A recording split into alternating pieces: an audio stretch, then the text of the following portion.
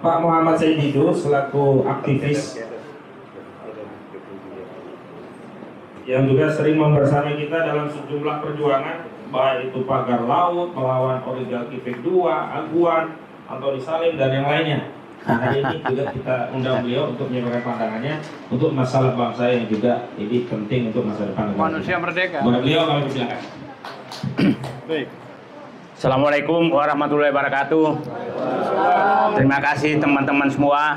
Dari awal saya menyatakan sepertinya Joko Widodo salah pilih lawan. Dia salah pilih lawan. Karena pikirannya orang-orang ini akan kendor setelah diancam. Ternyata semangatnya makin naik. Nah, mungkin karena yang digunakan oleh mereka adalah para komisaris BUMN. Sylvester itu komisaris Food ID. Food ID itu holding daripada PTPN, Bulog, dan lain. Betapa terhinanya bangsa ini dipimpin oleh orang seperti itu sebagai komisaris. Dan napi. Profesor Paiman itu komisaris sebelumnya PGN. Menjadi PHE anak usaha Pertamina yang paling kaya. Yang sekarang diisi oleh Kodari dan Denny JA. Berapa gaji mereka? Itu kalau kasih tantem, itu anak-anak perusahaan emas. Saya paham betul. Pendapatannya besar, tidak ada yang tahu, tapi gajinya besar, tantiannya besar. Itu kira-kira bisa 1 miliar sebulan. Ya. Jadi saya datang ke sini karena saya ingin hadir kepada perjuangan teman-teman untuk mematikan dan menguburkan sumber persoalan bangsa selama ini, yaitu dinasti Solo. Karena dialah yang membuat persoalan bangsa semua ini pecah belah, dan kita dipecah belah dengan uang negara yang dipakai menghajar seluruh yang dia tidak sukai dari badan usaha milik negara yang dibayar miliaran rupiah uang rakyat. Jadi, nah, Allah sedang membuka pintu. Saya mengikuti semua kasus tentang Tom Lembong, betapa Jokowi sangat berpengaruh.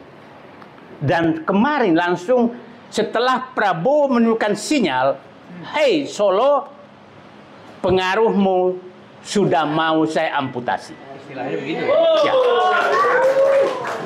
Nah, diamputasilah pertama abolisi. Saya nggak mau bahas amnesti karena saya nggak paham.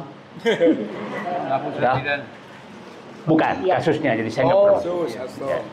Abolisi saya paham betul. Abolisi adalah pengakuan pemerintah, penguasa menyatakan kami salah dan kalian Tom Lembong adalah benar, maka kami hentikan semua. Itu bedanya. Hanya pemimpin yang punya keberanian dan hati yang bersih memberikan itu. Jarang sekali abolisi diberikan ke siapapun. Itulah Prabowo, dan itu sinyal kepada Solo. Hei, yang selalu menipu rakyat, membohongi rakyat, tidak laku lagi pesanmu sekarang. Aku milih jalanku dengan hati yang bersih. Oke? Nah, keluar sinyal kedua kemarin yang mencabut semua tantim, insentif, dan pemberian bonus dan lain kepada komisaris BUMN. Dan keluarlah, itu tanggal olah, keluar Denny JA ngamuk-ngamuk. Maka kubalas ngamuknya dia.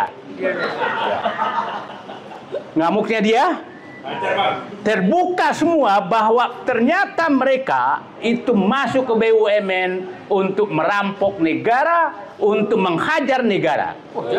Menghajar rakyat semua. Saya sebutkanlah. Grace Natali, komisaris Main ID, holding tambang, kira-kira mungkin 2 miliar sebulan dapat dengan tantim dan gaji. Oke? Grace Natali. Samara, supaya publik paham. Samara komisaris PTPN. Oke? Ade Armando baru diangkat menjadi komisaris Indonesia Power. Indonesia Power itu adalah perusahaan paling untung di PLN. Mungkin juga ada tantimnya 1 miliar dengan gajinya 1 miliar sebulan.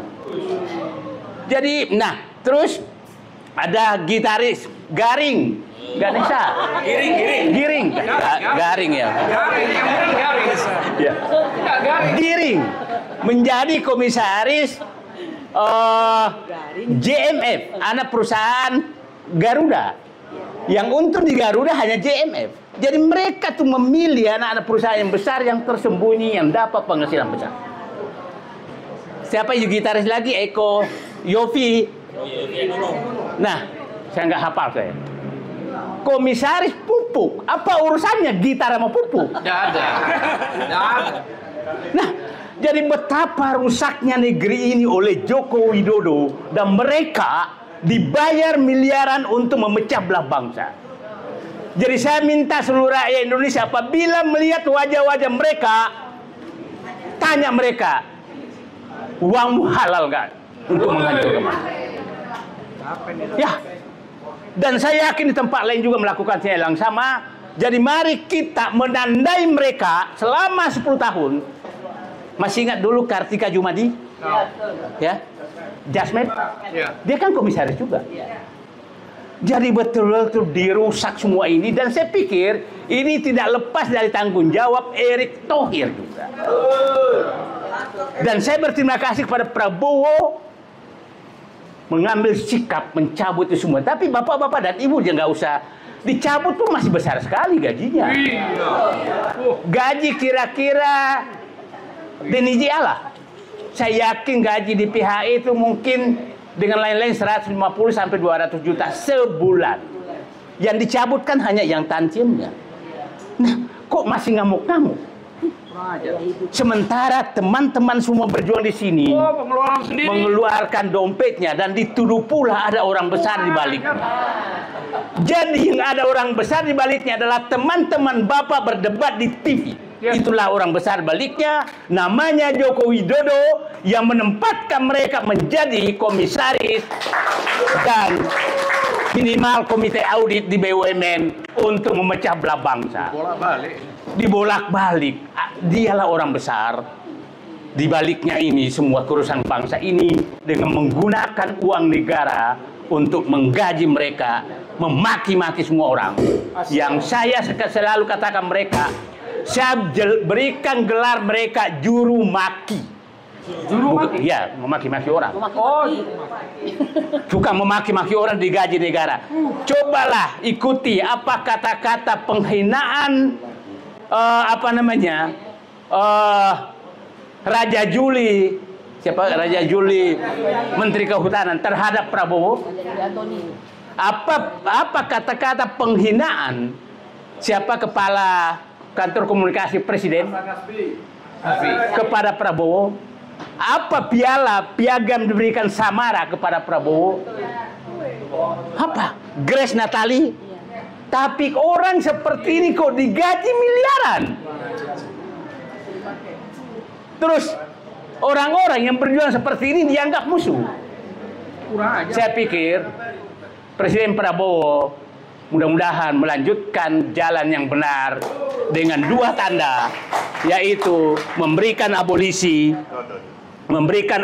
kepada Tom Lembong dan mencabut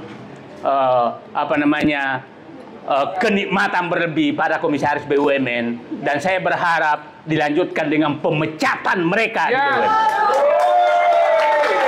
Pemecatan mereka di BUMN. Saya mengikuti proses ini. Jadi saya begini. Saya kalau resah menghubungi semua yang saya kenal. Saya bilang, bisa nggak sih Presiden Prabowo mengurangi tantiem komisaris BUMN? Karena bayangkan itu komisaris bank itu kira-kira kalau ini dapat 5 miliar per bulan kalau dia jumlahkan. Dan jangan heran, ada pengamat juga kerjanya cuma menjilat terus sudah 30 tahun pindah-pindah komisaris BUMN. Nah, aku hafal semua. Jadi berhentilah kalian pura-pura idealis, karena aku tahu apa yang kau lakukan. Uang haram terhadap bangsa ini. Nah, tapi apa yang diambil Prabowo? Dia bilang cabut semua. Jadi saya hanya minta dikurangi, dia cabut. Itulah pemimpin. Dan saya harapkan Pak Prabowo semakin menjauh dari Solo itu semakin normal. Ya mudah-mudahan pertemuan kemarin ke Solo itu adalah keajaiban dunia. Presiden menghadap wakil presiden dengan gaya Pak Prabowo maju begini kayak staf ketakutan, dengan gajah Gibran depannya tangan di atas meja begini. penghinaan. Itulah rekayasa Allah menunjukkan bahwa kalian kutunjukkan bahwa arogansimu kepada seluruh rakyat Indonesia membuat rakyat Indonesia memperlakukan presiden seperti itu di depan keluarga dinasti Solo. Itu rekayasa Allah. Tidak ada yang bisa berkehendak. Karena nggak mungkin kejadian itu, karena pasti diatur oleh protokol. Protokol yang dibuat Prabowo pasti protokol istana, protokol keluarga Jokowi pasti protokol keluarga Jokowi, dan Allah memberikan kekeliruan kepada semuanya sehingga terjadi posisi duduk seperti itu. Dan itulah, jadi pada teman-teman semua tetap berjuang saja, nikmati prosesnya, jangan kecewa hasilnya, tapi Allah serahkan semua kepada Allah, rekayasa yang akan dilakukan. Terima kasih. Penutup saya, Pak Joko Widodo, pengaruh Anda, pesanan dari Anda kelihatannya sudah lewat. Berhentilah teman-teman semua yang sebelah sana ngejago, karena menghadapi orang-orang jago di sini. Kalau orang ngejago menghadapi orang jago itu nggak level. Terima kasih. Assalamualaikum warahmatullahi wabarakatuh. Terima kasih.